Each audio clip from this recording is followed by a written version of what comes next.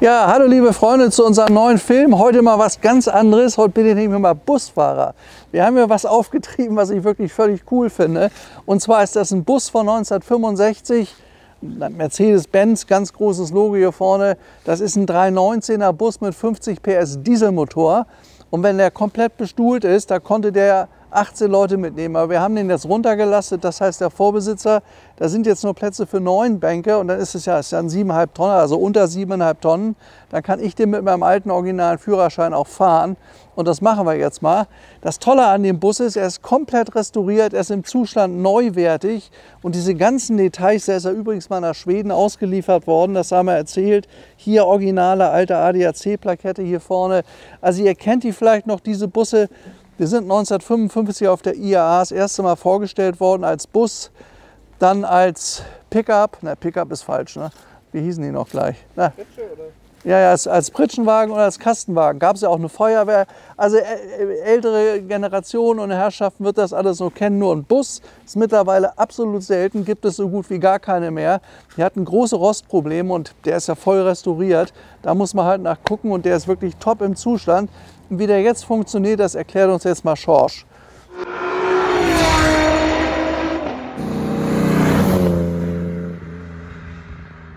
Okay, also jetzt machen wir mal Folgendes. Schorsch zeigt uns einfach mal, weil das Interessante ist, früher haben die alten Busse ja eine riesen Nase vorne gehabt. Da musste man drüber gucken, weil der Motor vorne war. Und in dem Fall ist der Motor jetzt praktisch unterhalb der Sitze, kann man mehr oder weniger sagen. Auf der Vorderachse. Auf der Vorderachse, genau. Und das zeigt uns Schorsch mal, das ist da vorne, dieses rote Teil, wie da der Motor aussieht. Das ist eine Dieselmaschine, leistet 50 PS und übrigens 129 Newtonmeter. Also die kann er entnehmen schon diesen technischen Daten. Ein Rennwagen ist das nicht.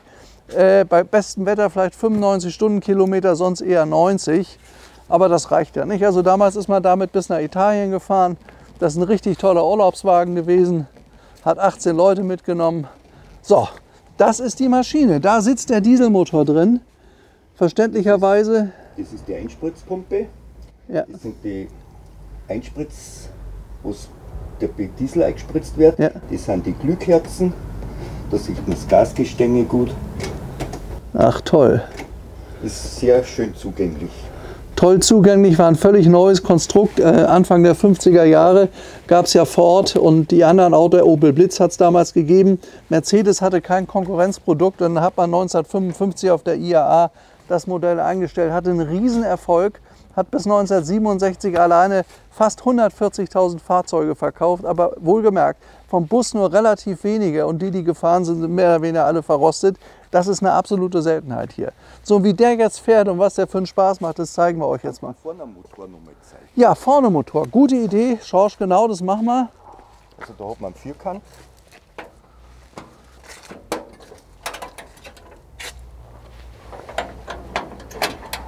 Ja. Ja, kommt man von beiden Seiten ran. Das ist natürlich cool gemacht. Oder man kann die ganze Front wegklappen. Also kann man ganz wegklappen? Ja, okay. Aber das brauchen wir jetzt nicht. Ist ja toll gelöst. Ne? Ja. Da ist der Luftfilter, da ist die 4-Zylinder Dieselmaschine genau, mit 50 Kühler. PS. Da ist der Öleinfüllstutzen. Das ist die Heizung. Da haben die Wasserleitungen vom Kühler und der Wärmetauscher ist da drin. Oh, toll. Ja, war ja damals top modern, hat es vor dem Krieg so nicht gegeben. Ja. War eine Neuentwicklung, die war wie gesagt sehr erfolgreich. 140.000 Einheiten, das ist ein Wort. Ja, damals Gewerbebetriebe haben sowas gefahren, natürlich nicht als Bus, als Kastenwagen. Die Feuerwehr hat sich sowas bestellt. Also ich kann mich noch daran erinnern, als ich 10, 12 Jahre war, habe ich die Dinger überall auf den Straßen gesehen. Heute natürlich nicht mehr so. Umso mehr freut es mich, dass wir euch jetzt mal ganz originalen, top restaurierten zeigen können. So. Das war unser erster Schulbus bei dir in Aschau. Der erste Schulbus in Aschau. Das ist ja cool. Klasse. Na, dann hast du ja auch sicherlich alte Erinnerungen daran, Schorsch, denke ich mal. Ne? Genau. Ja, super. Ja, Schorsch fällt hinterher. Unser Sohn fliegt jetzt Drohne. Lukas, der sitzt schon im Auto. Weil ich finde, sowas muss man den schönen Landschaft. Wetter macht auch heute wieder mit. Das muss man einfach zeigen können, wie sowas auf unseren schönen bayerischen Straßen hier läuft und aussieht. Schorsch, vielen Dank. Jetzt wollen wir mal schauen, wie es geht. Jetzt werden wir mal vorglühen. Paul zeigt mir das mal. Das Schöne ist übrigens, dieses Plastik hier, das ist ja völlig original aus der Zeit. Wir haben die ganzen Sitze sind noch original. Das Auto hat viele tolle originale Details. Jetzt werde ich mal gucken, wie das mit den Pedalen geht hier. Viergangschaltung hat er. So, ja, das ist hier unser Tachometer, das haben wir erklärt, der ist ein bisschen komplexer. In der Mitte diese schöne Uhr, 1539 seit Restaurierung. Das Instrument kommt von der Firma Kienzle. Und wenn ich jetzt hier oben drehe, sowas braucht ja auch einen Fahrtenschreiber, schaut mal, das ist dann da hinten drin. Muss hier alles dokumentiert sein, wie lange der Fahrer unterwegs war, mit wem und wohin und so weiter und so weiter. Das gab es damals schon. Das ist ein Fahrtenschreiber hinter dem Tacho. Das ist die Spindel hier vorne, die wird, wenn man hier zieht, da muss ja immer vorgeglüht werden, dann wird das da drin rot. Wenn es rot ist, zieht man ganz raus, dann rapp, rapp, rapp und dann fängt er an zu laufen. Und wenn man ihn stoppt, dann kann man das nach unten wieder drücken und das auf 0 stehen, dann ist er aus. So. Jetzt kommt er. Okay. Ah, jawohl. Oh, der hört sich an. Mein Gott, wie ein Bund Wurzeln. Cool. Hat stehende Pedale, muss ich mich auch erstmal dran gewöhnen, weil man ja relativ hoch sitzt. Aber das ist ja vielleicht ein Sound. Ja, immer was Neues. Also, los geht's.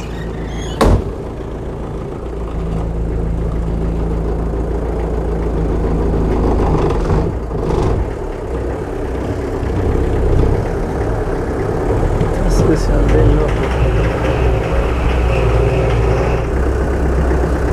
Kommt da rechts was? Nee, ich auch nicht.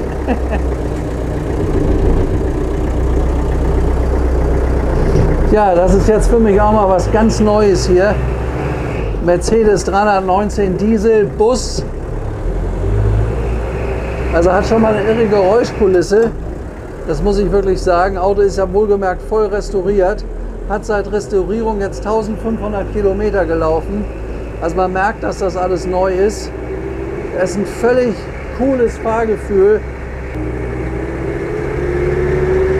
Ja, das ist halt ein 4-Zylinder Dieselmotor. Der sitzt direkt hier unten drunter und dementsprechend macht er Lärm. Aber wenn man in den 50er Jahren überhaupt nach Italien gekommen ist, gerne mit so einem Gefährt, war das natürlich eine tolle Sache. Und es ist ja toll, man sitzt gut, man sitzt relativ weit oben. Das Auto ist übrigens knapp 5 Meter lang, der Bus, und hat eine Breite von 2 Metern. Und wiegt, also wenn er voll beladen ist, 3,8 Tonnen. Und damit ist die Begrenzung von unter 7,5 Tonnen auch erreicht. Muss man einen Bremsentest machen, sicherheitshalber, ja. Gut, klar, ja, Trommelbremsen, das ist ja klar. Also laufen tut er echt cool, man hat wirklich das Busgefühl. Man sitzt relativ weit oben. Die Lenkung ist ziemlich indirekt. Muss ich mich erst ein bisschen dran gewöhnen. Dann hat man hier den Tacho, der geht bis 100. Aber ich glaube, sehr viel mehr erreicht er auch nicht. Ich muss noch mal gucken, wie er in die Berge hochkommt. Da braucht man einen Ohrenstöpsel. Also ich sag mal, groß mit unterhalten ist da nicht viel. Und so zügig die Berge hochfahren ist auch nicht. Und du bist das ja gewöhnt, ne? Also mein Kollege Paul hat ihn auf Achse geholt. Von Heilbronn bis zu uns, das sind 400 Kilometer. Nee, so geht das nicht. Also man darf nicht schaltfaul fahren, weil die 127 Newtonmeter sind nicht allzu viel. Und es war ein neues Gefühl. Ich tue noch mal eine Brille da vorne hin. Ist ja ein cooles Teil. Das schöne alte Mercedes-Lenkrad aus den 50er Jahren. Könnt ihr hier sehen, da ist wahrscheinlich auch der Blinker drin. Da vorne, nee, da müssen wir rüber über den Berg. Also er schafft es jetzt hier mit 35. Es geht natürlich steil hoch, logischerweise. Hier sind auch die Markierungen auf dem Tacho zu sehen, wie schnell man schalten darf. Wir sind jetzt im 3. Gang. Ich muss also bald jetzt mal weiterschalten. Maschine ist restauriert, das ist auch gar nicht lange her. Jetzt verliert er aber wieder schwer am 4. Gang. Also ist ja echt cool. Aber da hinten geht es bergab, also Rettung naht. Also ich meine, es ist jetzt in dem Sinne kein Rennwagen. Ich glaube, das spürt ihr. Langsam haben wir einen Stau hinter uns. Aber das war in den 50er Jahren, war das wohl so. Waren die Straßen ja auch leer. Aber ich glaube, man muss hier sehr mit Anlauf und mit Schwung arbeiten. Den Eindruck habe ich. Ja, jetzt beschleunigt er gut. Jetzt stehe ich auch voll auf dem Gas. Das Interessante ist, also es gibt ja immer diese Messung von 0 bis 100, aber von 0 bis 100, da braucht er mittlerweile 60 Jahre, das hat er nie erreicht. Es geht einfach nicht mit dem Auto, aber ist auch nicht wichtig. Man hat halt sehr viel Platz, man kann ihn auch innen umbauen, wie man lustig ist. Man kann ja alles Mögliche damit machen, aber es ist halt ein originaler 319-Bus von Mercedes. Wir sind übrigens seinerzeit in Mannheim gebaut worden, im Werk Mannheim. Dann ist die Produktion verlegt worden, eine Zeit lang nach Düsseldorf, weil die Auto-Union ein paar Jahre lang zu Mercedes-Benz gehört hat.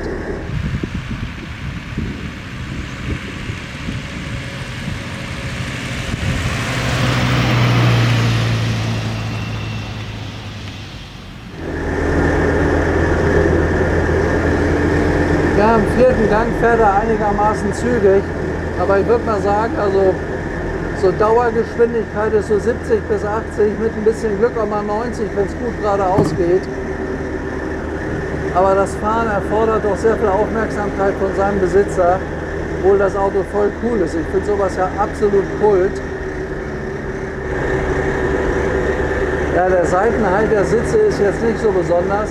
Man rutscht da schnell hin und her.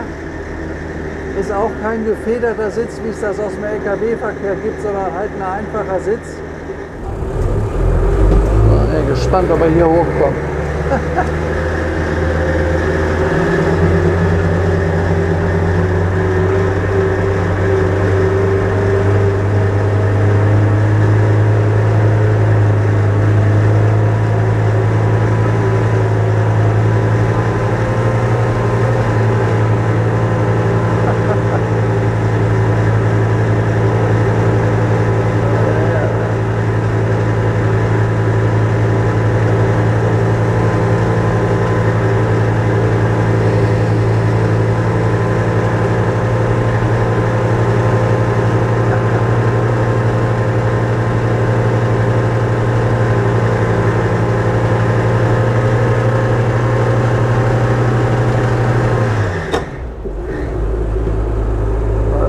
Wirklich was für Chefkomiker, das ist hart hier. Also muss der sehr nach Gefühl fahren und man weiß nicht immer ganz, ob das Drehzahlband auch reicht, um die Berge hier hochzukommen. Schon sehr anspruchsvoll.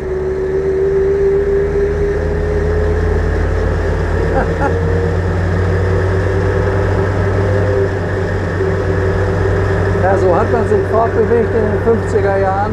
War echt ein Erlebnis, aber man darf nicht ganz vergessen, wenn man damals reich war, hatte man einen VW Käfer. Und mit so einem schönen alten Bus hier, war ja damals neu. Leute freuen sich, hallo. Oh, jetzt war es das erstmal.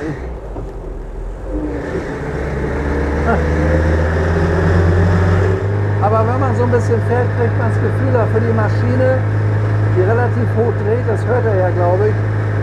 Und wohlgemerkt, also leise ist es nicht, ich höre ja mein eigenes Wort nicht. Aber ich glaube, wenn man hinten mitgefahren ist, war es leiser. Die Leute gucken übrigens alle, als ob er vom Mond kommt. Was? Also mein Kameramann versteht mich nicht mehr. Ja gut, aber so ist das halt. Sollen wir mal gucken, ob er das im 3. Bank packt. Er beschleunigt jetzt von 23 auf 25. Jetzt wird es aber wieder noch heftiger. Ja, wir nähern uns den 30. Ja, ich glaube, dass wir es jetzt schaffen. Also ich muss mal sagen, das ist ein echtes Erlebnis. Wir haben ja schon viel gefilmt. Sowas habe ich bisher noch nicht gefilmt. Da muss ich einfach mal überlegen, das war das Erfolgsmodell im Bereich unter 7,5 Tonnen in den 50er Jahren von Daimler-Benz. Das hat man gebaut, damit war man vorne. Damit ist halb Deutschland in Urlaub nach Italien gefahren über den Brenner. Aber er muss ziemlich laut sein. Also jeder, den wir überholen, der guckt verschreckt nach hinten. Also ich erlebe es ja nur von hier drin. Aber ich glaube, er ist ziemlich laut, aber laufen tut er gut. Meine Maschine ist gerade restauriert, die ist brandneu. Na, laufen tut er schön. Temperatur ist auch unten, also ich meine, das ist alles optimal. Jetzt wollen wir hier mal hochfahren.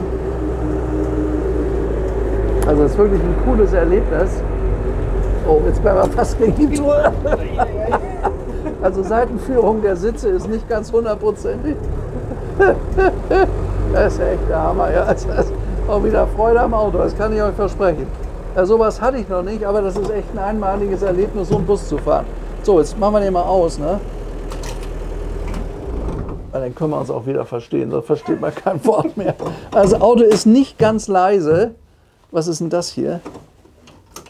Wieso ist rausziehen. Was rausziehen? Mit den Schlüssel. Ah ja. Genau. Handbremse, hier Stockhandbremse hier unten, wie von Daimler-Benz. Also ich meine, hier kommt die Bremsflüssigkeit rein. Das ist eben Autofahren pur. Klimaanlage, die sah damals so aus. Also eins ist klar, wenn man da mit 60 fährt und da kommt die Luft einem direkt ins Gesicht, da ist einem also wirklich nicht warm geworden. Das hat er natürlich beidseitig, hier riesige Ablageflächen hier vorne. Das ist wohl ein Lautsprecher, aber ich glaube, Radio kann man sich hier echt schenken. Man versteht wirklich nichts. Und wenn man also rauchen wollte, dann ist das dann hier passiert. 2 Scheibenwischer haben gereicht. Und was ist das da oben? Auch eine Belüftung. Ja. Ach, auch Belüftung. Also wenn es oben am Dach warm wird. Und hier ein riesen Sonnensegel. Also ist für die Fälle, dass mal die Sonne von vorne kommt. Ja, und hinten, ich meine, das ist toll. Wir haben die komplette Ausstattung zu dem Bus. Das sind ja die Originalsitze aus der Zeit. Die sind alle in einem guten Zustand. Nur wir haben ihn, wie gesagt, runtergelastet auf 9 Passagiere. Man kann den Tisch hier abbauen, macht hier die weiteren Bänke rein. Und dann hat man eben einen vollwertigen Bus, wo 18 Leute mitgefahren sind. So, jetzt wollen wir mal aussteigen. Also das ist ja wirklich absolut Kult, das Auto. Ach ja.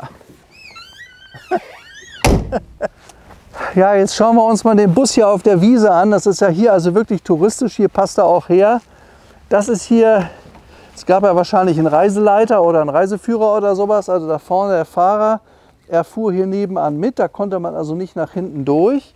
Das ist die eine Tür und die zweite Tür, die hat es dann eben hier gegeben. Und wenn man dann Passagier war, da ist man da eingestiegen, da gab es halt nicht den Tisch, sondern die ganzen Bänke. Und da kann man ja sehen, dass insgesamt 18 Leute Platz hatten. Was ich mich nur jetzt ein bisschen frage, die haben ja wahrscheinlich auch Koffer mitgehabt. Wo sind die? Wollen wir hier mal reingucken, was sich dahinter verbirgt. Also hier einmal das Logo 319 Diesel, das war das Modell. Ah ja, und da konnte man dann was mitnehmen. Ich gehe aber fest davon aus, dass er also oben auch auf dem Dach einen entsprechenden Dachgepäckträger hatte, womit er dann die ganzen Koffer mitgenommen hat. Ist ziemlich schwer, die Klappe hier. Boah, die wiegt richtig was. Also Daimler-Benz Qualität. So, umgelegt, jetzt ist er auch zu. Ja, ganz im Design der 50er Jahre, die alten Rücklampen, die Rückleuchten auch hier. Das ist alles original, das kann man gut erkennen. Ich kenne das auch noch von Bussen aus der Zeit früher, bin ich ja auch mal mitgefahren. Schaut mal hier, das Aluminium, das ist alles original und der ist halt eben wirklich komplett restauriert. Das ist aufwendig gemacht worden. Er hat hinten Doppelbereifung, wie ihr sehen könnt. Und auch das ist neuwertig. Also er ist jetzt 1500 Kilometer gefahren seit Restaurierung. Die Maschine haben wir euch gerade gezeigt eben. Ja, also einfach ein wunderschöner Bus. Bekommt man so ganz, ganz selten. Und der Restaurierungsaufwand für so einen Bus, der ist also hoch sechsstellig. Nicht gegen 1 Million, aber sagen wir, der kostet auf jeden Fall deutlich über 100.000 Euro. Das ist ja klar, weil das ist am Ende doch eine Menge Auto.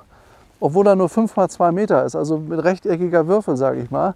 Aber schaut euch mal die schöne Design an. Auch damals so Mercedes noch darauf Wert gelegt. Einen ganz großen Stern, kennt man ja von den alten LKWs. Schaut mal hier, der schöne große Daimler-Stern. Dann hier auch das große Mercedes-Logo, hat es ja nur auf LKWs oder auf Bussen gegeben. Auch noch original, auch noch authentisch. Auch hier die ganzen Aluleisten sind alle in einem sehr, sehr guten Zustand. Das ist ein wirklich schönes Auto und dann ist er auch technisch gemacht worden.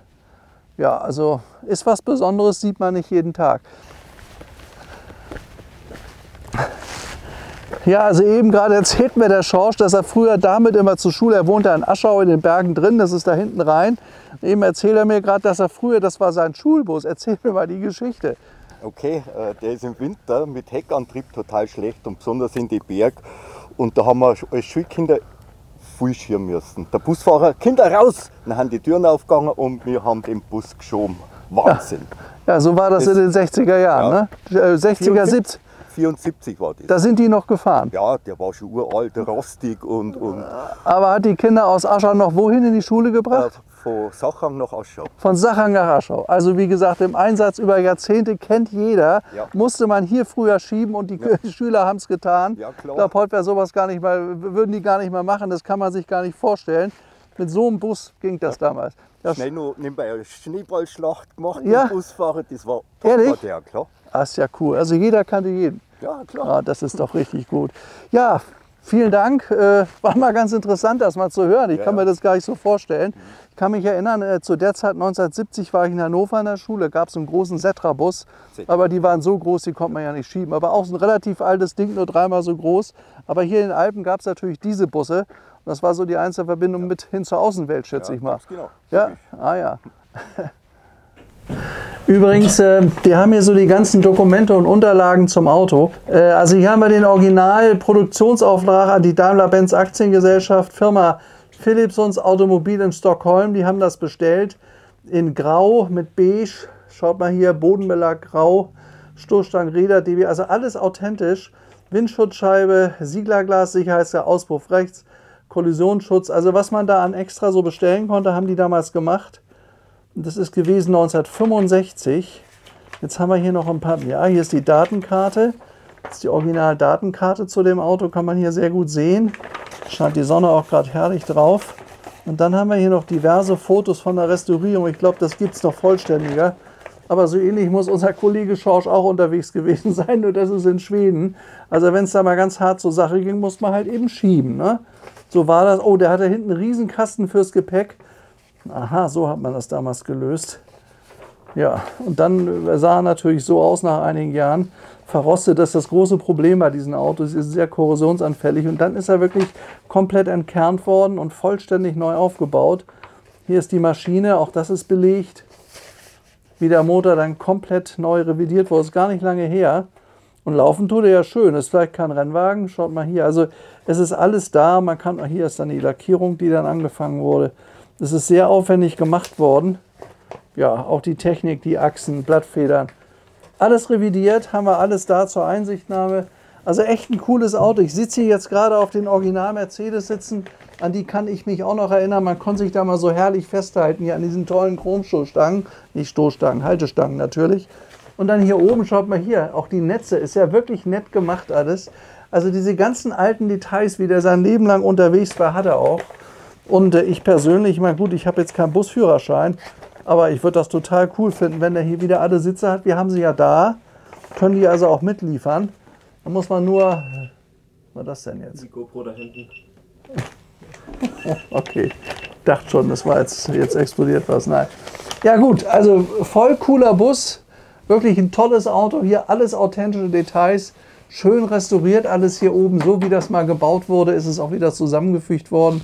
Auch die ganzen originalen Aluminiumteile hier, die Sitze sind wirklich neuwertig, was ich ja echt toll finde. Das heißt, die sind damals also für eine absolute Langlebigkeit konzipiert worden und sind in Schweden offensichtlich auch echt gepflegt worden.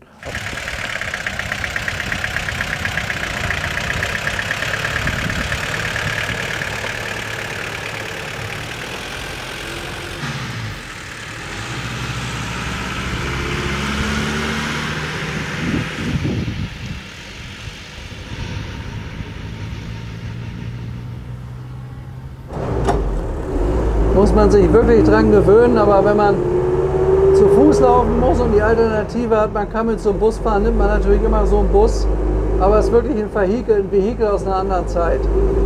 Also das muss ich schon sagen. Aber es ist besonders, also man atmet da wirklich die 50er Jahre ein, absolut.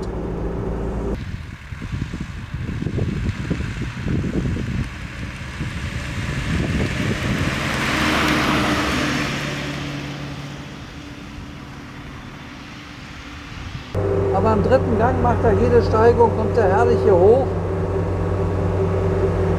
Und dadurch, dass er nur 2 Meter breit ist, man kommt auch überall gut vorbei. Also und wie gesagt, Maximalgewicht sind knapp 4 Tonnen bei dem Bus. Aber ein 319er Bus hat die Generation um die 50er, 60er Jahre bewegt. Das wird sehr vielen von euch bekannt sein aus früheren Zeiten. Schorsch hat ja eben auch gerade gesagt, das war sein Schulbus im dicksten Winter, aber dafür war man dankbar, dass man dann sowas hatte. Es ist natürlich mit den heutigen Leistungsdaten heutiger Dieselmaschinen überhaupt nicht mehr zu vergleichen. Und so hier durch die Landschaft zu fahren, macht das echt Spaß, muss ich sagen. Das ist ein total nettes Automobil. Die letzten Jahre sind die Autos sehr teuer geworden. Es gibt kaum welche und wer sowas in seiner Sammlung hat, der behält das auch. Also wir sind da durch einen Zufall rangekommen. Alle Kinder fahren mit dem Bus, nur nicht Gunther, der liegt runter. Ja, ist ein fieser Witz. Also.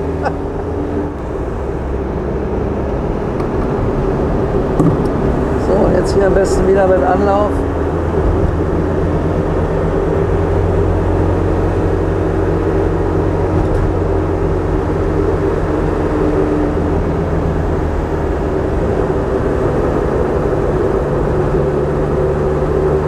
Lässt sich prima fahren. Also für die Straßen hier in unserer Heimat Oberbayern ist das Auto absolut klasse zu bewegen. Macht wirklich Spaß. Man muss aber aufmerksam fahren. Also Aufmerksamkeit braucht so ein Auto. Damals gab es ja noch keine Gurte, es war alles immer so eine Sache. Kann man sich immer einbauen, das geht auch bei ihm hier. Aber das ist wirklich Erlebnis-Autofahren. Das ist echt Erlebnis-Autofahren. Man erlebt das als Erlebnis. Schon toll irgendwie. Das ist ein richtiges Ereignis, wenn man mit so einem Bus unterwegs ist.